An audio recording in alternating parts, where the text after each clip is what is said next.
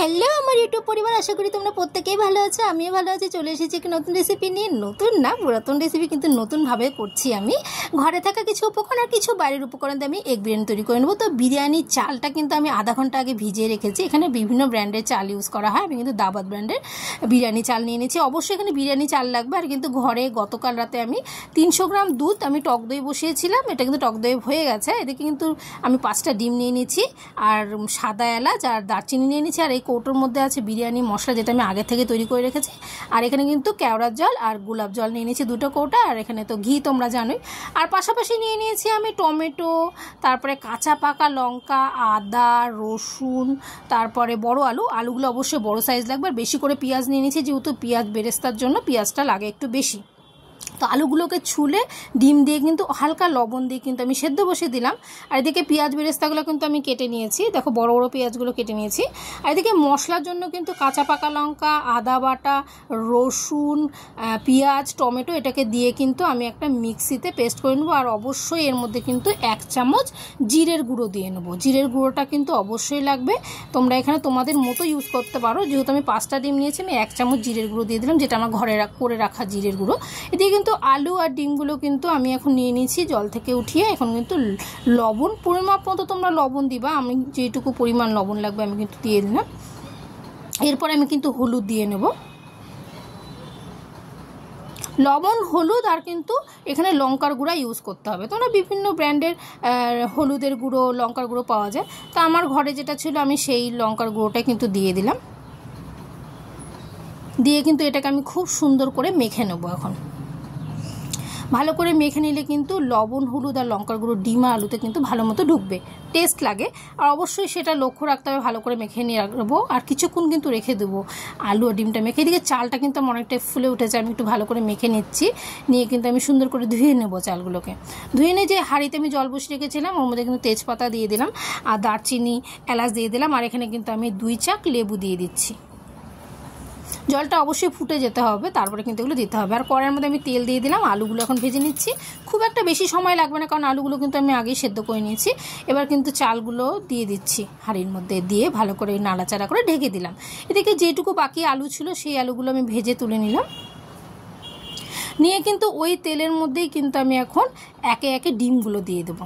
ডিমগুলো কিন্তু ভেজে নেবো।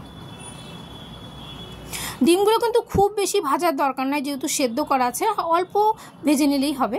ভেজে নিয়ে কিন্তু সমস্ত ডিমগুলো আমি তুলে নিলাম। এবার ওই তেলেই কিন্তু আমি পেঁয়াজগুলো দিয়ে দিলাম, বেরেস্তার জন্য যে পেঁয়াজগুলো কেটে রেখেছিলাম।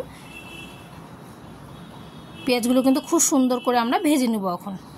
নিয়ে এদিকে ভাতটা কিন্তু আমি 50% সেদ্ধ হলে পরে কিন্তু নামিয়ে নেব। 50% কিন্তু সেদ্ধ হয়ে গেছে ভাতটা। এবার কিন্তু আমি ভাতটাকে ছেঁকে নেব।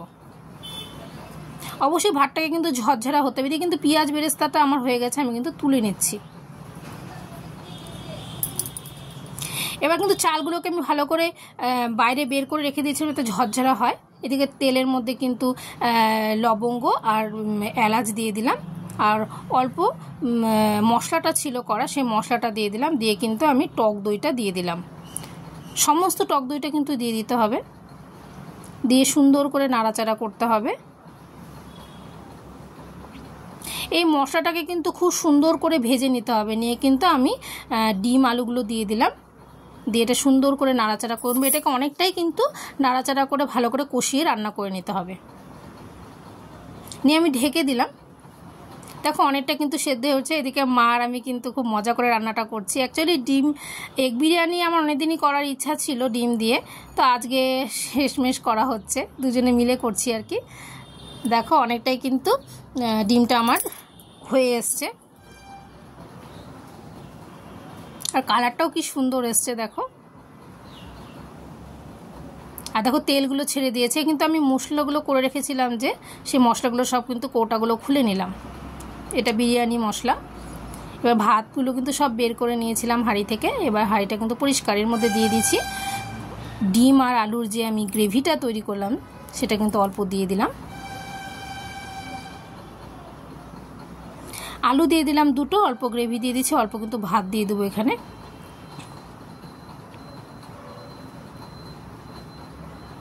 এখানে মা আমাকে হেল্প করছে। আসলে একা হাতে তো করা সম্ভব নয়, তো মা আমাকে হেল্প করে দিচ্ছে। ভাতটা দিয়ে কিন্তু ভালো করে আমি বিছিয়ে দিলাম। এটা অবশ্যই সুন্দর করে কিন্তু বিছিয়ে দিতে হবে। এরপরে কিন্তু পেঁয়াজ বেরেস্তাটা দিয়ে দিলাম। এর মধ্যে কিন্তু একে একে মশলাগুলো দিয়ে দিচ্ছি, কেওড়ার জল, গোলাপ জল, আর একে একে বিরিয়ানি মশলা। বিরিয়ানি মশলাটা কিন্তু অবশ্যই মাস্ট। এগুলো কিন্তু পরিমাপটা কিন্তু খুব বেশি দিতে হয় না, সামান্য পরিমাণ দিতে হয়, যেহেতু আমি খুব লাইট করে করছি। আর অল্প লঙ্কার গুঁড়োও দিয়ে দিলাম। এবার কিন্তু আমি ঘিটা দিয়ে নিচ্ছি। ঘিটা বের হচ্ছে না, মানে দলা হয়ে গেছে। এখানে অবশ্যই ঘিটা একটু বেশি দিতে হবে, ঘিয়ের কিন্তু একটা সুন্দর গন্ধ আসে।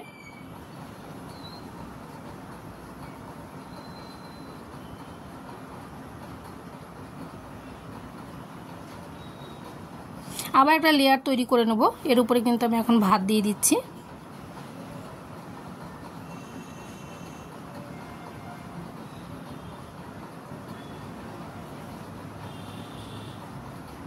এরকমভাবে কিন্তু তোমরা লেয়ার তৈরি করে নেবা। আমি কিন্তু খুব একটা বেশি লেয়ার তৈরি করিনি, যেহেতু আমি 5টা ডিমের এগ বিরিয়ানি করেছি, তো আমি খুব বেশি কিন্তু লেয়ার করিনি।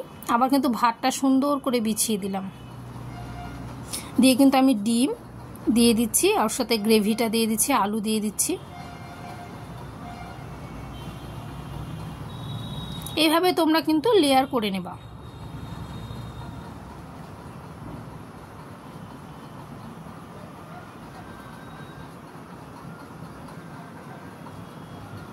একে একে কিন্তু আমি ডিম, আলু আর গ্রেভিটা দিয়ে দিলাম। তারপরে আমি কিন্তু যেগুলো উপকরণ দেওয়ার, কেওড়ার জল, গোলাপ জল, বিরিয়ানি মশলা, ঘি সব দিয়ে কিন্তু আমি লাস্টে আবার ভাত দিয়ে দিলাম। এইভাবে তোমাদের ইচ্ছে মতো তোমরা কিন্তু লেয়ার তৈরি করবা।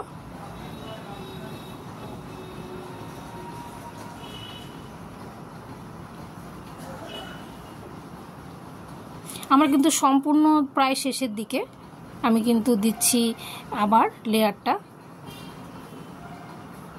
এটা কিন্তু একটু খাটনি করে করতেই হবে, এই জিনিসটা করা একটু ঝামেলা, কিন্তু এগ বিরিয়ানি করা খুব একটা অসুবিধা নয়, খুব তাড়াতাড়ি হয়ে যায়। আবার কিন্তু আমি লেয়ারে যে সমস্ত মশলাগুলো ইউজ করেছি, গোলাপ জল, কেওড়ার জল, বিরিয়ানি মশলা, লঙ্কার গুঁড়ো, সব একে একে দিয়ে দিলাম। দিয়ে ভালো করে আবার বিছিয়ে দিলাম, দিয়ে আবার ঘি দিলাম, দিয়ে কিন্তু আবার ডিমের লেয়ার করছি। কিন্তু দেখতে পাচ্ছি এভাবে অনেকগুলো লেয়ার করে নিয়েছি আমি। দিয়ে আমার কমপ্লিট। এবার কিন্তু আমি ঢেকে দিলাম হাঁড়িটাকে। ঢেকে দিয়ে একটা গামলার মধ্যে ফুটন্ত জল দিয়ে দিচ্ছি। এটা কিন্তু গরম হতে দিয়েছি অনেকক্ষণ আগে, ফুটে গিয়েছে। এটাকে আমি স্টিম করব এখন। হাঁড়িটা বসে দিয়েছি, উপরে একটা কড়াই দিয়ে দিচ্ছি যাতে চাপা থাকে। দেখতেই পাচ্ছ তোমরা, নিচে একটা গামলা দিয়ে দিয়েছি, তারপরে হাঁড়িটা, তারপর উপরে একটা গামলা বসিয়ে জল দিয়ে দিয়েছি। এটা কিন্তু মোটামুটি 30 মিনিট এরকমভাবে রাখতে হবে। আর মাঝে মধ্যে কিন্তু চেক করতে হবে যে জলটা শুকিয়ে গেছে নাকি। গামলার জল শুকিয়ে গেলে কিন্তু আবার গামলায় জল দিতে হবে, যেহেতু এটা স্টিমে হবে বিরিয়ানিটা। তো আমরা দেখেও নিচ্ছি একটু। দেখো অনেকটাই জল কিন্তু শেষ হয়ে গেছে, আর ফুটে শেষ হয়ে গেছে। এখন কিন্তু বিরিয়ানিটা অলরেডি আমাদের কমপ্লিট। আর মা এটাকে একটু নাড়াচাড়া করে নিচ্ছে, ঝাঁকিয়ে নিচ্ছে, যাতে গ্রেভিগুলো সব চালে গিয়ে লাগে।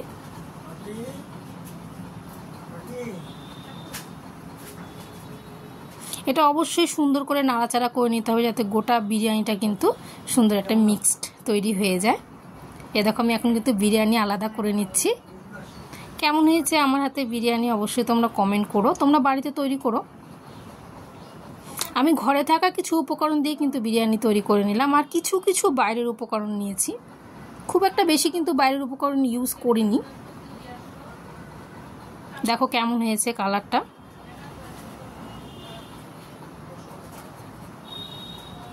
আলাদা করে নিচ্ছি বিরিয়ানিগুলো, তোমাদের একটু দেখাচ্ছি কেমন হয়েছে। খেতে খুব সুন্দর হয়েছে, বাড়িয়ে বলবো না।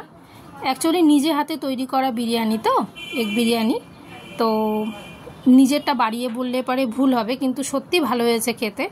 আর যাদের যাদের আমি খেতে দিয়েছিলাম তারাও বলেছে খুব সুন্দর হয়েছে।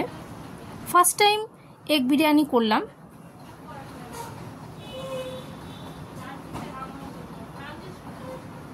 আশা করি ভিডিওটা তোমাদের ভালো লাগবে, আর ভালো লাগলে অবশ্যই লাইক কমেন্ট একটু শেয়ার করে